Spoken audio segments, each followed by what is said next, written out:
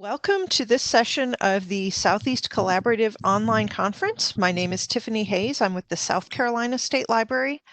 I'll be your host for this session, and we have our presenter, Patrick Lloyd, who's going to introduce us to principles of trauma-informed customer service and explore some steps that libraries can take to protect and care for our more vulnerable patrons.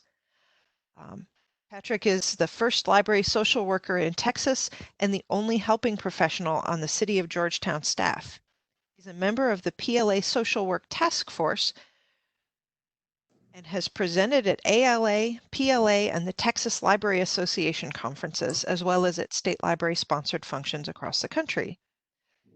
Also, just a reminder, this event is supported through funding from the Library Services and Technology Act through the Institute of Museum and Library Services. And just a few reminders, as I've mentioned before, the session will be archived. We will send you the link when we get that, probably in around a week, along with the transcript. If you're in a room watching with other people, please let us know who all is there so that we can add them to our attendance. We'll have the chance to submit text questions to the presenter. The presenter and the host can see those questions as well as any technology questions you may have. You will not be able to see other attendees' chat messages. So just be aware of that. All right, I'm going to go ahead and mute, and Patrick, you can get started.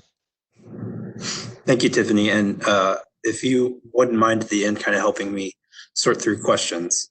And thank you all for being here. My name is Patrick Lloyd. I am the Community Resources Coordinator, AKA Social Worker, at the Georgetown, Texas Public Library.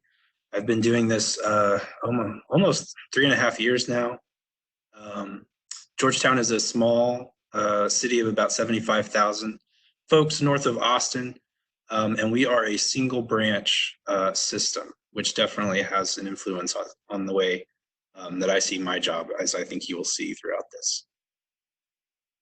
So this afternoon, we'll be talking about trauma, as you can guess, its effects and its prevalence, how those effects may appear in the library.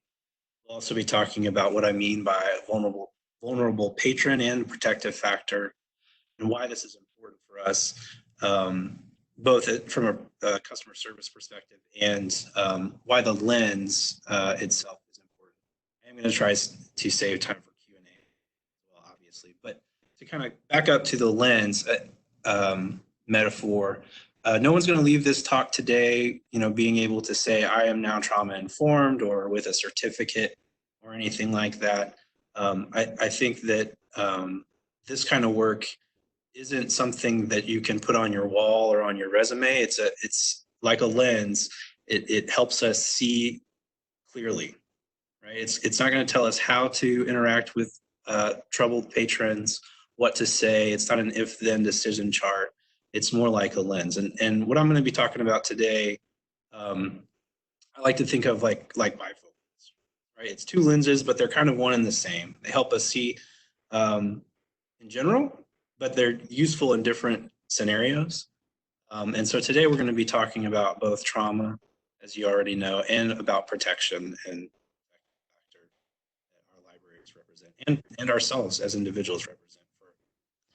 Hey, Patrick, just a comment. You seem to be kind of cutting in and out a little bit with your audio. Make sure your microphone is adjusted correctly. Okay. All right, thanks. So hopefully everyone caught most of that. But like I was saying, I like to think of this work through a lens, and the lens is like a bifocal. And we're talking about trauma as part of that, and thinking of the library as a protective factor also as a part. If I had to boil down what I'm going to be talking about today, it would really be about shifting our perspective from when we're confronted with individuals exhibiting behavior that may be odd or frustrating or troubling, and moving from a place of thinking what's wrong with you to a place of thinking what happened to you. And I did not come up with this phrasing. I wish I had. This is very common in the trauma-informed community. And if you've done training along the lines of this one before, you've probably heard this. So if we were in the room together right now, I'd ask y'all how you're feeling about the connectedness of our society. I have asked this question in front of folks when I'm in the same room with them, and unfortunately, usually I'm met with silence and head shaking, which I suspect is what some of y'all are doing. And also, unfortunately, there is evidence that social isolation is increasing. Personally, I think that I see evidence of this in shootings, road rage, political division, stratification of our society via income and economic standing. And as you can probably guess, social isolation is bad for us. It's bad for us emotionally, it's bad for our mental health, and it's also bad for our. Pounding that is the fact that the majority of us, at least one I'm going to interrupt you again because you're still fading in and out a little bit. Are you able to move closer to the microphone or? Not sure what's going on here. I'll do my best. I'm going to kind of lean over. All right, thanks.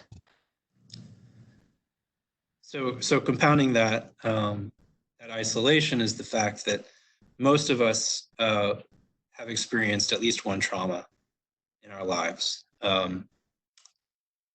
We don't know exactly what that number is. It's somewhere between, I think, SAMHSA, the Substance Abuse and Mental Health Administration, Services Administration, think that it's between 51 and 61% of us.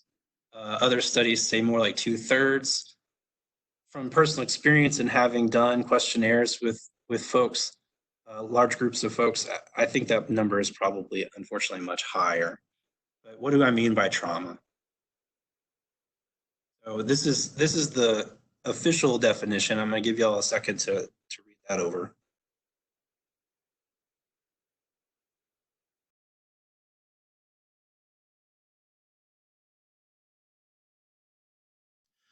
And so,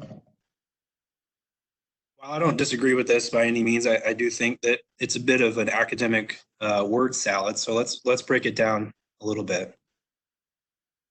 So if we do that, it turns into trauma results from circumstances experienced as harmful or life-threatening with lasting adverse effects. And there are a couple phrases in here that I want to call your attention to. The first one is experienced as. So it doesn't say circumstances that literally are harmful or were harmful. It's circumstances experienced as. And so to give you an example of what I'm talking about, I have a cousin who's now an adult and doing well. But when he was a little guy, in his car seat, my aunt, his mom, was driving him somewhere, and they passed a serious car accident, or the aftermath of a serious car accident. And he saw that.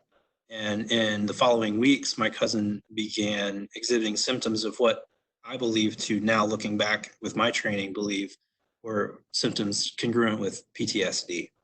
So he was safe in his car seat the whole time that he saw that car accident, but he experienced the witnessing of that accident as traumatic or as harmful.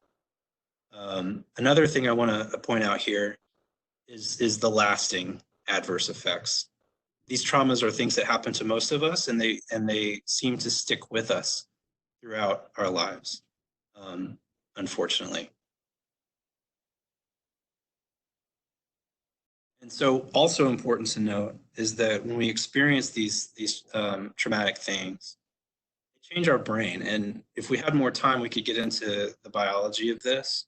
But it's important to know that trauma changes the way our brains process information and emotions. Y'all have worked with children or families who are having a hard time. You may have worked with families where the parents seem to be, their emotional maturity seems to be much lower than their age. And if you've experienced that, then you have almost assuredly worked with somebody who has a significant trauma history, because it has essentially slowed or halted the development of certain areas of their brain. They may be 30 years old, but emotionally they may be functioning at the level of someone much younger than that. And that is not a choice. It's just something that happens to our brains when we endure a lot of difficult, traumatic stuff. So types of trauma, and we won't spend too much time on this. But acute, as you can probably guess, is something kind of a one-off situation like a car accident or an assault. Chronic is something ongoing, like experiencing homelessness or growing up in an abusive household. Complex is some combination of the two. I think the example that I like to use to explain complex trauma is folks who were evacuated from New Orleans after Katrina. So many folks in that community were people of color. They were a lot of folks who were low income.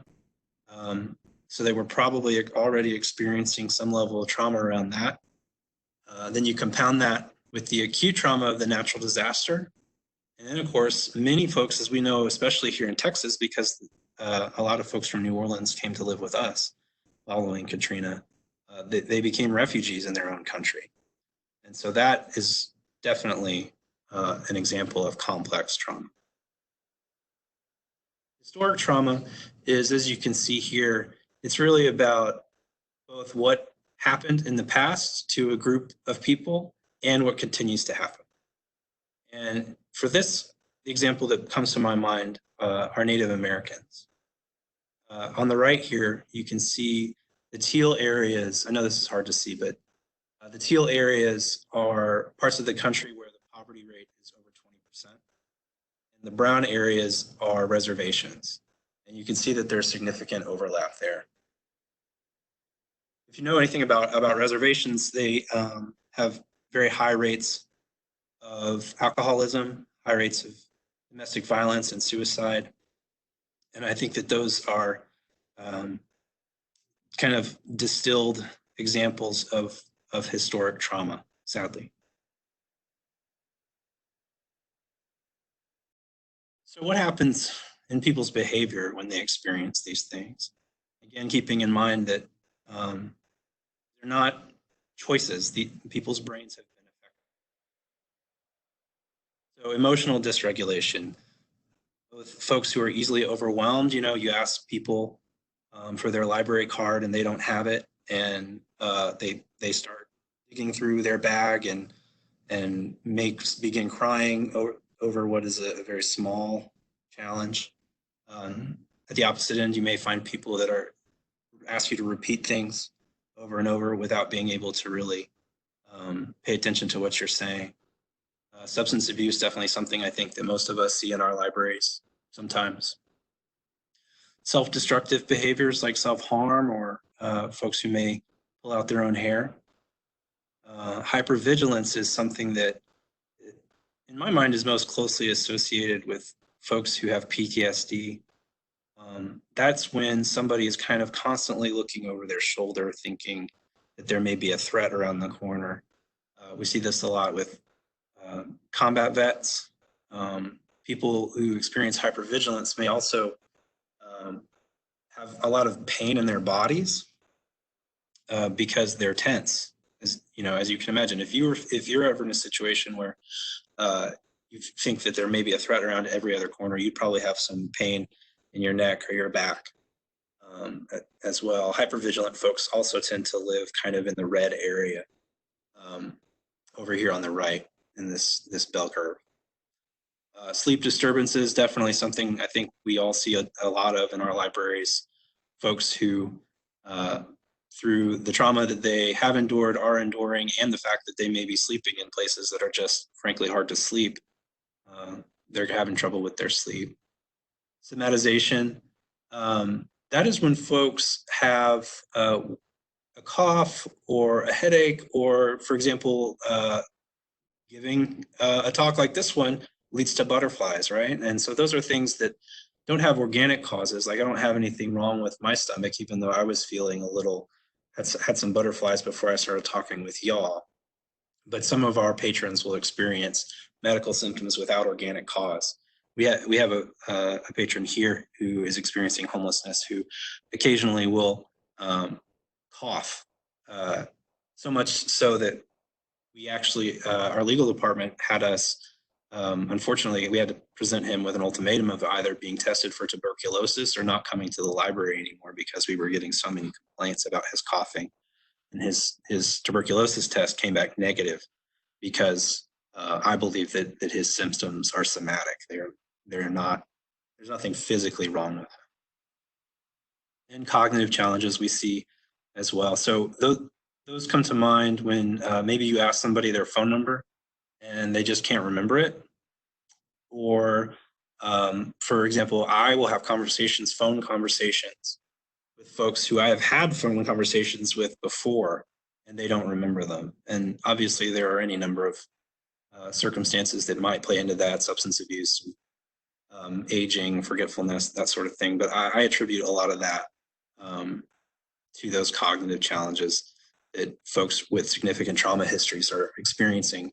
And to give you an example of what that might feel like, if you are somebody who works out really hard, maybe runs marathons or long races, or if you've ever woken up with a really serious hangover, I think both of those are situations in which that kind of mental fuzziness is, in my mind, somewhat in the ballpark of these kind of cognitive challenges. But you have to think that these are folks who are experiencing that kind of mind fuzz all the time. So what does this actually look like in the library, right?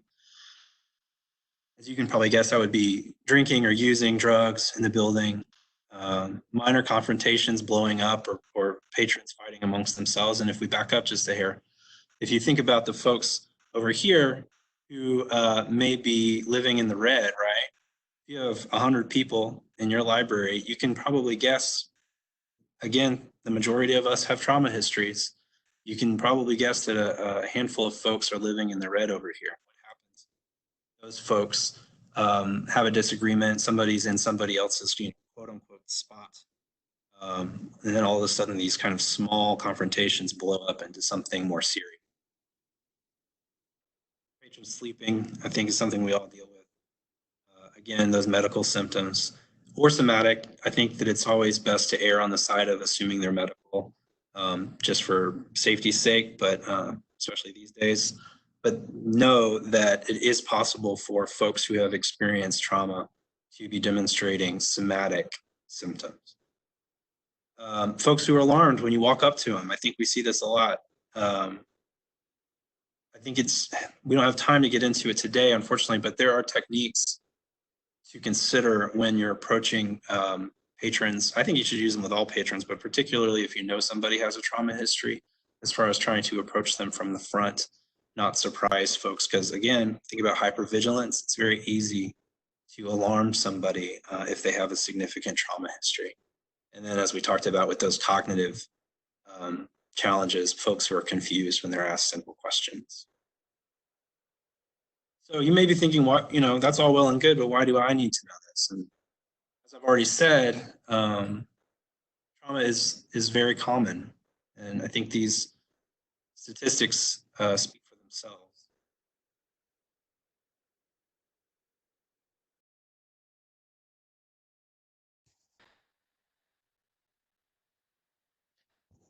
Your audio just cut out. I just paused. Can you hear me? Yeah, yeah. Okay, yeah, I was just letting folks read. Okay. All right, just checking. Sure. So about 1 in 10 of us will have a drug use disorder in our lifetime. Our suicide rate is continuing to climb. They put out the numbers for 2018 since I put this together, and it went up again in 2018.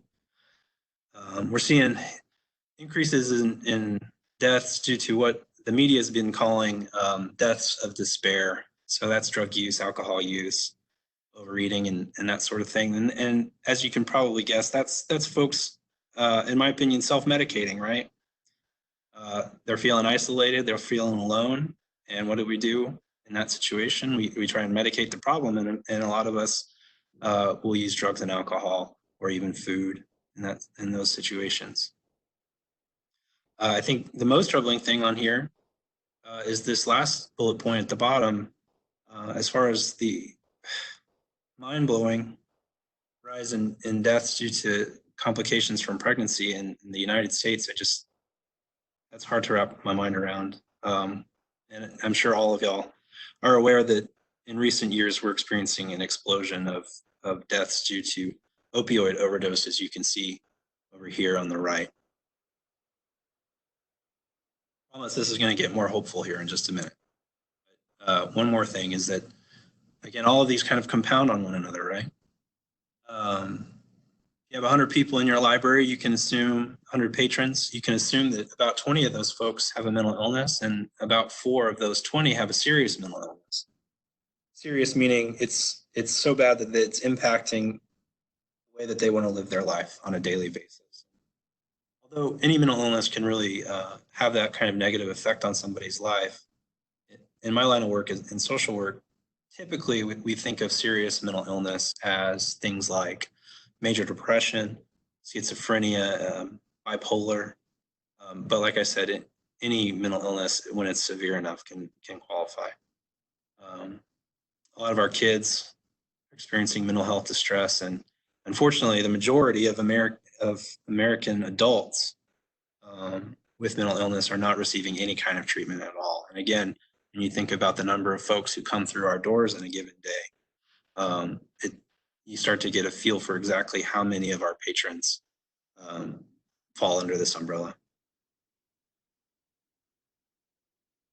So I'd like y'all to we're going to shift gears just a little bit, kind of to that other part of the bifocal, and talk about vulnerable folks, vulnerable patrons. And to be clear, I think that most vulnerable people probably have trauma histories. And I think that a lot of people with trauma histories are vulnerable, but that's not always analogous, because like myself, for example, I have a trauma history, but I don't consider myself vulnerable. So that said, think about who you consider to be a vulnerable patron.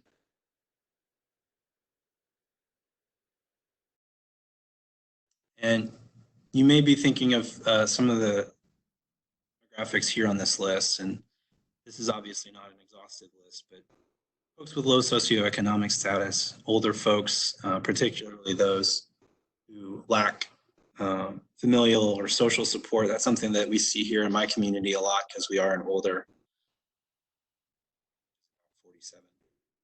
47. Folks with ongoing physical or mental health issues, folks experiencing homelessness, people of color, the LGBTQ community, victims of domestic violence and sexual assault. About 16% of the patrons that I work with volunteer histories of being victims of domestic violence. So that is another thing that we see a lot in our libraries, whether or not we know it. And folks who have obviously experienced a high number of what we call ACEs. That stands for Adverse Childhood Experiences in Adult Trauma.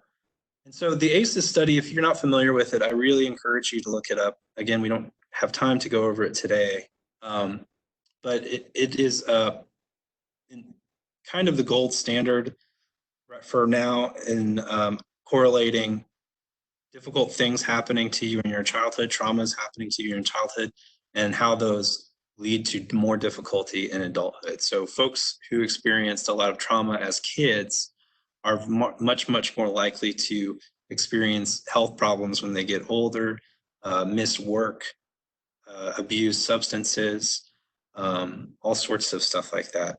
And I think that the ACEs study, and particularly the questionnaire used in that study, when examined and when even given to us as library staff people, can help us understand exactly how prevalent trauma is, not only among our patrons, but just in general.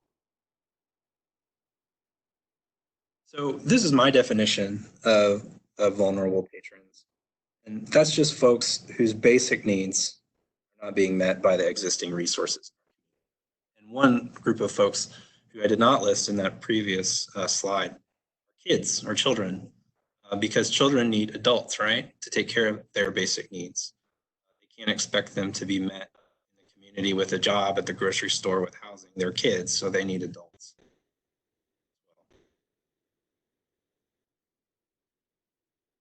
So all that's in mind, why do people come to us? Obviously, they come for books, and books contain information and entertainment. At our library, and I hope yours too, folks come to socialize and go to meetings, check their email, hang out, and come to our activities. These are some of the things that we do here at our library. We have live music and petting zoos just for adults, which is really fun to see a room full of older folks handling a hedgehog and being just as excited as little kiddos. And we do some video game tournaments as well. So now I'd like you to take a minute and just think about why vulnerable people visit us.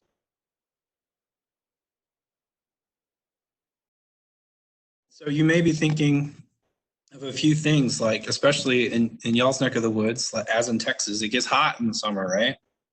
So AC is super important. Safety, water, a place to just be, nowhere else to go, the relationships they have with us as staff people or other patrons. If you're wondering why somebody might need a place to just be if they are not experiencing homelessness, I would submit to you that they're not able to just be at home. And if they're not able to just be at home, I think that suggests that home is not safe. And so I think that we probably see a lot of patrons who come to our library to let their hair down because there is some kind of situation at their house, at their home, that keeps them from being able to relax. And I think that a lot of our patrons are using our buildings for that reason. So that said, I think it's also really important to remember that vulnerable folks use our buildings and our libraries for all of the other same reasons that everybody else does. I think it's easy for us to get caught up in thinking that folks with trauma histories and vulnerable folks in general come to our libraries just for all the reasons on the left, but the truth is that they probably come just as much, if not more, for the resources here on the right. And it's important for us to respect how all of our patrons, but I think particularly our vulnerable patrons, are using our libraries.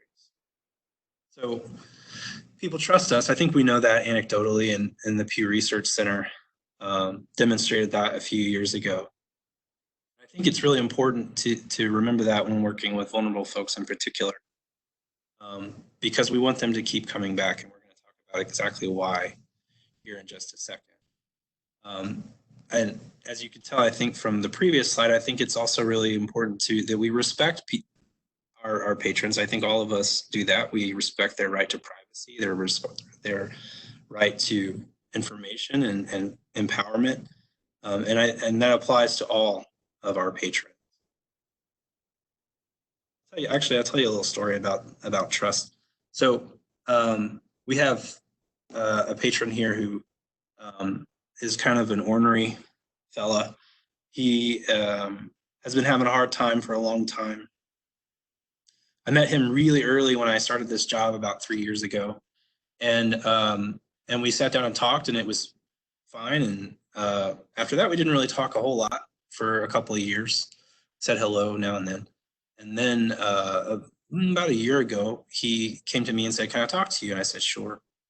And I don't have an office in the building, so I took him up to our classroom and sat him down, and he started to tell me what seemed to be a story headed in the direction of his own trauma history. And unfortunately, at that moment, another staff person kind of knocked on the door and came in to grab a cord or something like that. And again, keeping in mind that the person I was talking to, kind of a prickly fella, kind of a private fella, he stood up and walked out and took the elevator downstairs, and I took the stairs and caught him in the lobby, and before I could say anything, he stuck his finger in my face and said, "That was a shitty thing to do to a person." And I said, "I agree." And he walked out, and we have not spoken since then. But he continues to come back to the library. pretty much every day as before. So he still trusts our library, but his trust with me is damaged or maybe broken. But I think it's really important for us to remember that difficult, however it may be, to gain the trust of vulnerable people, because in their minds, a lot of folks who are vulnerable have been wronged by caseworkers, churches, hospitals, the police. Maybe the court system has locked up loved ones or deported loved ones, and they're distrustful of institutions. So it can be very difficult for us to gain their trust, but it can also be really easy for us to lose it once we've gained it. So I think it's really important as we move into this next section of this talk to remember that trying to maintain that trust with all of our patrons is important, but I think it's particularly important. So I believe that the library is a protective factor. All of our patrons, but particularly for vulnerable folks and folks with trauma histories. Here is, again, the kind of official, quote unquote, definition of protective factors.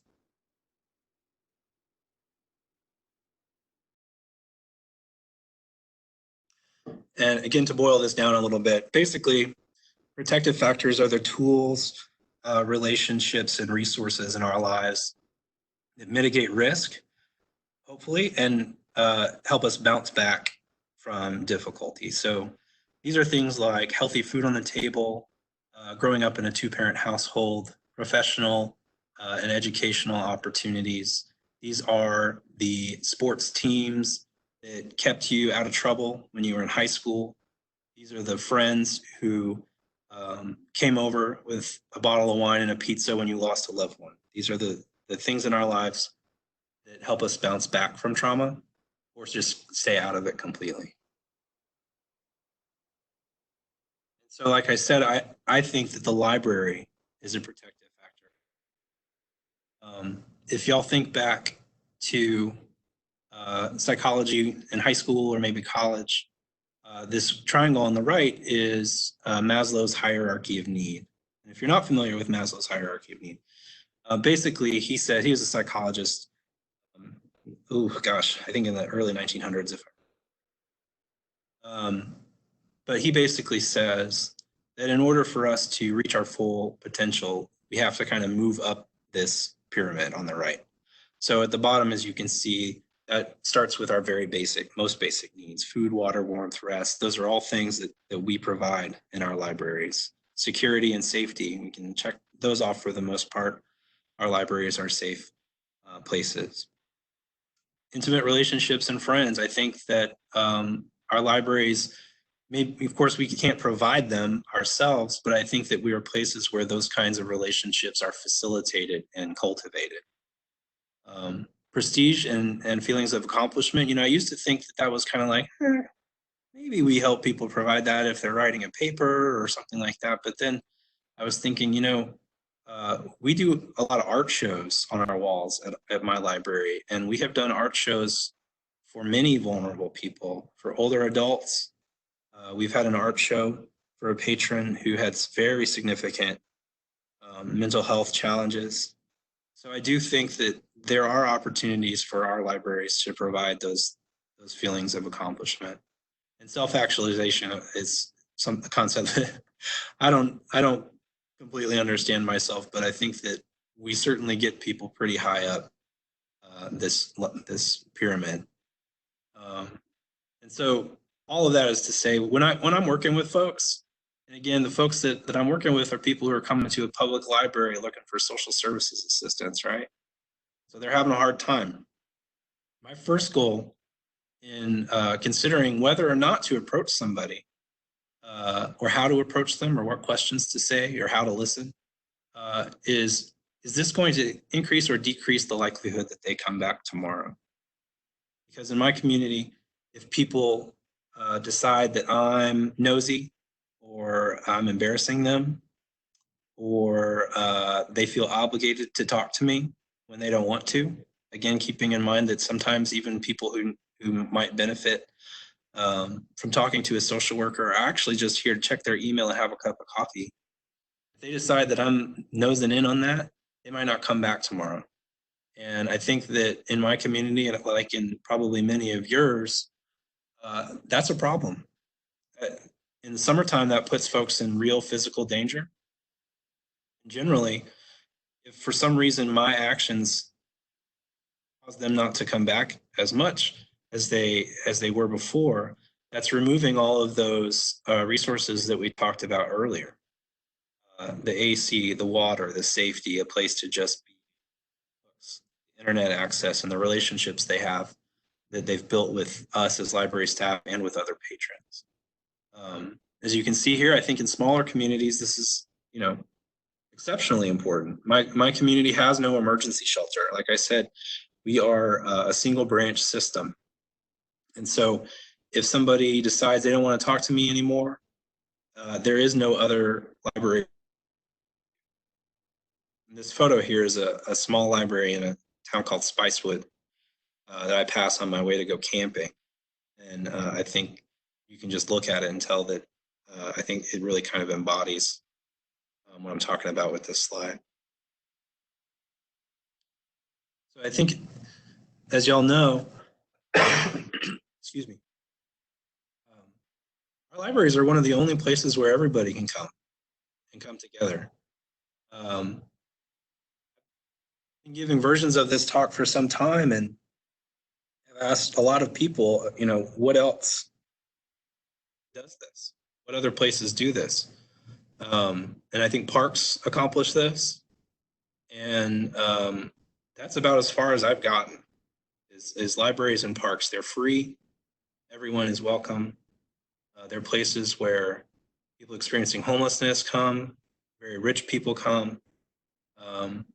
And other than that, we're talking about places where people maybe aren't choosing to go or even don't want to go. We're talking about public schools where people are zoned, or jail. So I think that we have a really unique opportunity these days as folks are spending less and less time with people different from them to kind of hold the social fabric together. So if you think back to what I said earlier in this talk about social isolation increasing, the upshot, this is the same study, is that being socially connected significantly reduces risk of premature death, which again puts us in a unique position as a social institution. And so, as you can probably guess from everything I've said so far, we all know that libraries can be life-changing for all of our patrons, but for vulnerable people and for people with significant trauma histories, our libraries can be, and I think are, life-saving. And so sometimes when I give these talks, and some of y'all may be thinking this yourselves right now, I get this reaction. And what I would say to that is, well, let me back up. What I think is at the root of that often is, libraries are places for learned people to come drink deep the human experience via the timelessness of literature, right? And what I think people are getting at when they're saying those sorts of things are, libraries are about books. They're about books and knowledge. And what I say is that if libraries are about books and music and research and movies are all available in my pocket, and most of our pockets are on our computers, then why don't we just sell the libraries?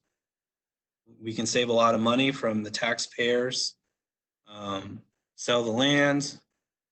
Libraries are about books, and books don't need to be housed anywhere anymore. Why do we have the libraries? And so my argument to you is that libraries aren't about books, they're about people.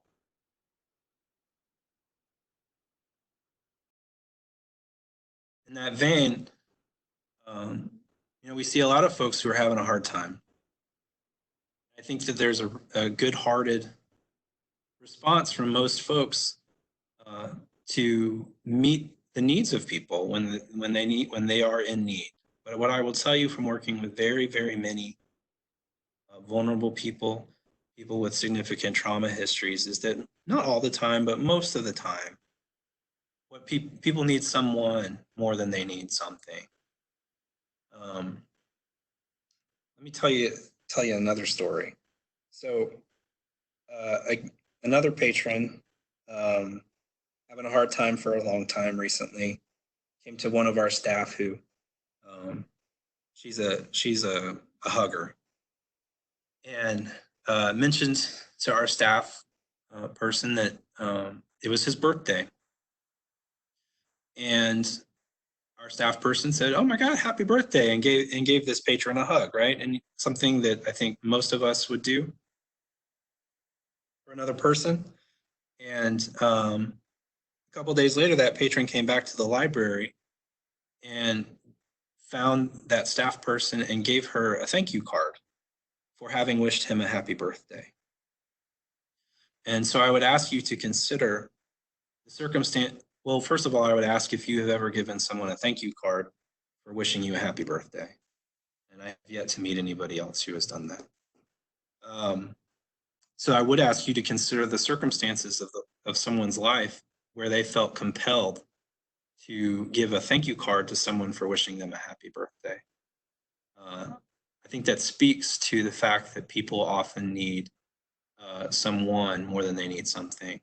I want to be clear here that I'm not saying that us as library staff, and particularly y'all, because I'm a social worker, right? That y'all, I'm not saying that y'all need to be friends or mentors or caseworkers or therapists to vulnerable or traumatized people. What I'm saying is that for people who have been pushed to the margins of our society, to the extreme margins of our society, the relationship that they have with you as their librarian or as their library staff in the stereotypical way that that implies, that relationship may be the only healthy connection that that person, that patron has to the rest of society. You may be the only person wishing them a happy birthday. You may be the only person saying, "Hey, that cough sounds pretty bad. Have you seen a doctor?" And I think that there's great honor in that position, but it is tough. And so, again, this talk today is not supposed to be the end of this conversation. I hope I'm generating one here with y'all today. So, kind of to that point, I also sometimes hear, this isn't our job. I'm not a social worker. I shouldn't be trained to be a social worker. I'm a librarian. I went to school to be a librarian. And I agree with you. I don't think it is. I don't think it is the job of libraries to offer social services. I also don't think it's the job of schools to offer sex education. I also don't think it's the job of jails to offer mental health care. I don't think that emergency rooms were created with the intention of treating the common flu. But unfortunately, those things aren't our jobs, but they are our responsibility. So earlier, I said that I like to think of this work as a lens, right? And sometimes other folks want to, like I said, they want the certificate. They want to say, I'm trauma informed. They kind of want to learn to ride the trauma bicycle, so to speak. And I don't really like that metaphor because it implies that this work, becoming trauma informed, seeing the library as a protective factor, is something that can be, that you finish it.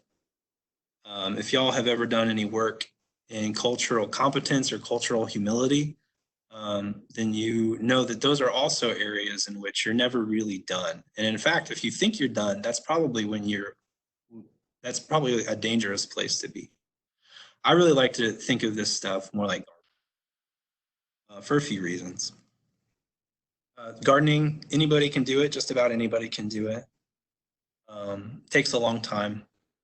and you're never done, like I said. Another reason I really like to think of it as gardening is you can be an extra special gardener. You can be a master gardener. You can be president of your gardening club. And there are still variables that come along that kind of knock you off your feet a little bit. There might be a drought, or the bugs might be really bad one summer, or the pH of your soil gets thrown off, and you still have to make adjustments. Another reason is that plants can grow anywhere. You throw some seeds in a field, and some of those seeds will take root. But in order for plants to thrive, they need to have caretakers. And so I think this is, for me, I find this a helpful way to think of this work. So now what, right? And this is basically my last slide. And if this feels tacked on, it's because it is, I'll be honest with you. I give a full 1 hour presentation on the material contained in this slide alone. So y'all are going to see my contact information here in just a second. If you have questions, if you need some guidance on any of this kind of next steps stuff, please feel free to reach out to me, because I know that it feels insufficient in the face of very difficult work. That said, what now? So all of our states have entities, nonprofit entities that are funded in part by the government, and they're called different things across different state lines. Here in Texas, they're called local mental health authorities, and I'm not sure what they're called in each of your states. One of the many things that they do is offer a training called mental health first aid, which is a good place to start if this is a journey that you feel like your library needs to begin. If you need help figuring out what your version of local mental health authorities are, please reach out to me. Partnering with local service providers. So by this, I mean, most of your communities are probably going to have task forces or coalitions around issues like mental health, homelessness, etc. Seek those out and attend them regularly. I think that from my experience, when a library goes into a meeting like that or a setting like that and says, "Hi, I'm from the library," lots of people are going to be very excited you're there, because they know that many of your patrons are also their clients. And they're not going to be able to tell you the ins and outs of the things going on with individuals because of HIPAA and other privacy concerns.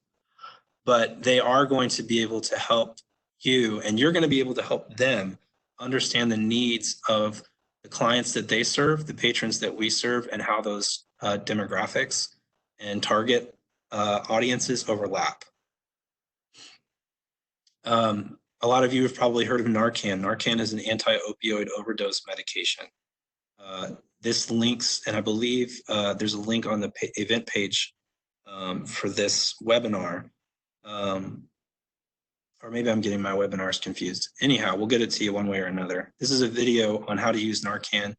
Basically, it's free. I suspect your local mental health authority or whatever it's called in your state will basically give those to you for free. If you have opioid issues in your community, I would suggest having Narcan in the building. If you don't think you have opioid issues in your community, I would suspect that you probably do, and you don't really know that you need Narcan until you need it. So we have not used it in our library, but we do have it in the building. Trauma-Informed Oregon has a really helpful kind of graphic that helps me think about where we are on this path to becoming a trauma-informed library. I would encourage all to have a look at that. And perhaps most important is finding time and shifting your culture to a place where you're having conversations around the topics that we are discussing right now at work regularly. On the right here, these are the principles of trauma-informed care. I don't like to say care in regards to libraries, so I would say trauma-informed libraries or trauma-informed customer service. There's a link here. I invite y'all to investigate this further. Basically, these are just kind of concepts to help us build trust both among our staff and our patrons. I like to add cultural, historic, and gender considerations to this list. A real quick example of that is that here at our library, we're in Texas. We have a large Latino population. And as a library who's trying to increase the representation of our community, or more realistically reflect our community and our patronage, we want to make sure that we welcome everybody.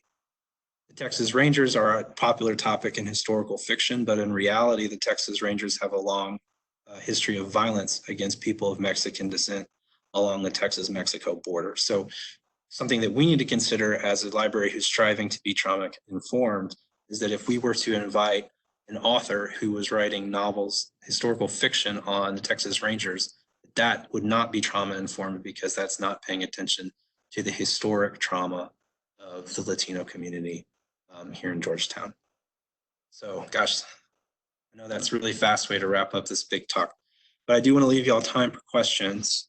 Here's my contact information. Please use it. And Tiffany, if you'll kind of help me with the questions. Sure, yeah. If you have questions, put them in the chat and I will read them out. You do have a question: as a social worker working in libraries, are you available to speak with other municipalities to convince them that social workers are needed? Can we hand out your contact information? The short answer is yes. Can I go speak before city council meetings in other cities? Probably not, but I'm absolutely happy to share data with y'all, share talking points, and share my experience in advocating for this kind of lens in general. Okay, another question. I recently got my degree in human services. Is there a way as a library staff person that I can use my training from school with situations like this in the library? Can you address that? Oh, well, I think so. I hope that you've seen some opportunities for that already in your work, and then also through this presentation. I think a lot of this stuff really depends on the needs, the strengths, the political realities of your community, right? And so it's hard for me to give real specifics. Some of the things that we've done here, we have a local nonprofit who provides free kind of brown bag meals at the picnic tables across the street from our building. We also have kind of an MOU with the domestic violence shelter about 10 miles away. It's unfortunately the only shelter in our county that they are able to do intakes in our study rooms. Kind of, they get bumped to the front of the line for study rooms if they need to do an intake with somebody. So I think that it's a matter of figuring out where those opportunities lie. I think that going to those task force sorts of meetings that I was talking about earlier will be very helpful in identifying those opportunities and then figuring out just how to put them together. And I think that if you have experience or education in that area, it'll come naturally to you. Okay. What other questions do we have? We have about 5 minutes left if anyone else has more questions.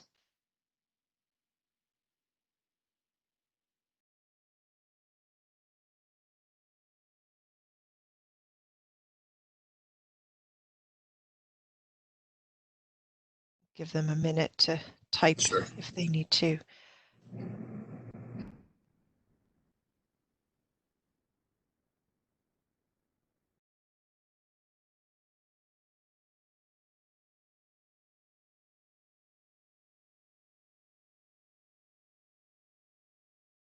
It looks like we don't have any more questions at this time, but I'm thank you seeing for one that information.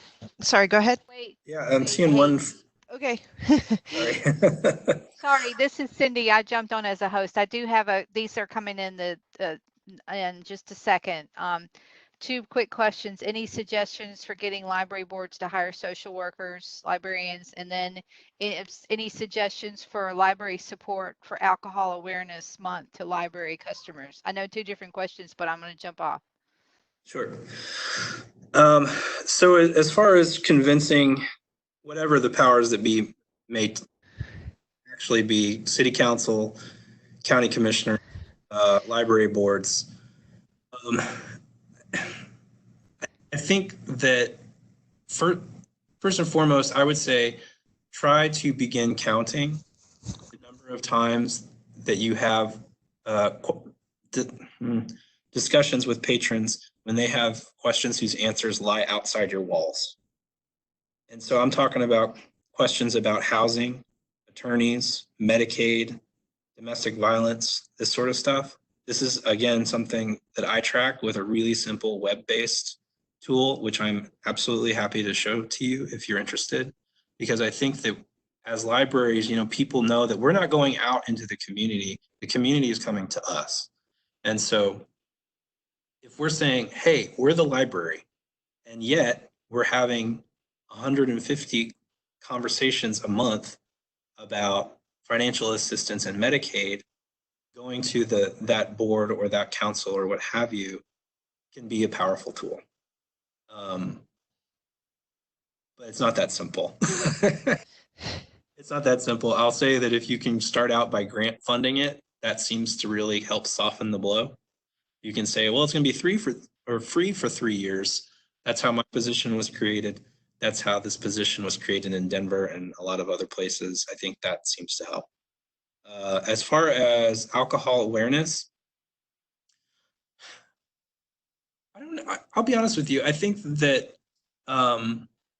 awareness campaigns usually create awareness among the people who are already have some level of awareness. So if I want to ask more questions about what is the overall goal? Is the goal to decrease alcohol use in the community generally? Is the goal to decrease alcohol use specifically in the library? So without knowing kind of the overall goal, I'm not sure I have really specific recommendations, but I think that, if we're thinking about this from a community health perspective, I would be more interested in asking questions as far as like, who are the big players working on this issue? Do they need space? Do they need connections within the community? Our library has a lot of connections with the school district that our public health agencies might not have. How can we connect the players to make this goal more feasible? That's kind of where I would go with that.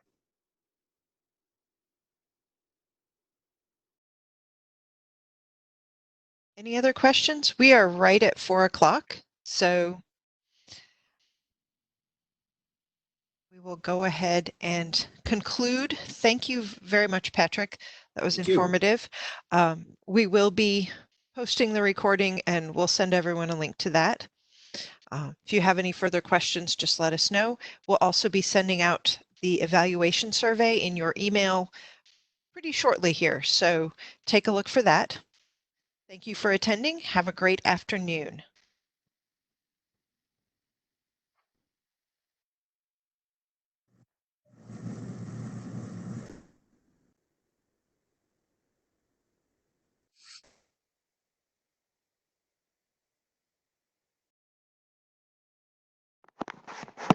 Hi, Patrick. This is Dorcas. Hey, Dorcas, how you doing? Hey, Patrick. This is Cindy. Yeah. Hey. This is Lauren from North Carolina. We're all fangirling you because yeah. the CE forum, so we're fangirling. Yeah, we were there.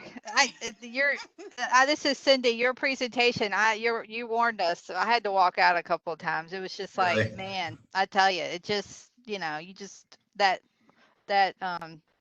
test you talk about. I forget. Yeah. Yeah, it was just like, man, anyway, but Yeah. very powerful. Well, thank you, and I appreciate that very much. These webinars are so weird because it just feels like shouting into the abyss. I really prefer talking to folks in person, but that questionnaire that I think you're talking about, the ACEs questionnaire, I've started to do it in presentations when I have time. I've started asking folks to actually fill it out themselves, which has been both, I think, valuable, but really tough because it touches on some difficult stuff, and folks have been very. Pause here for a second.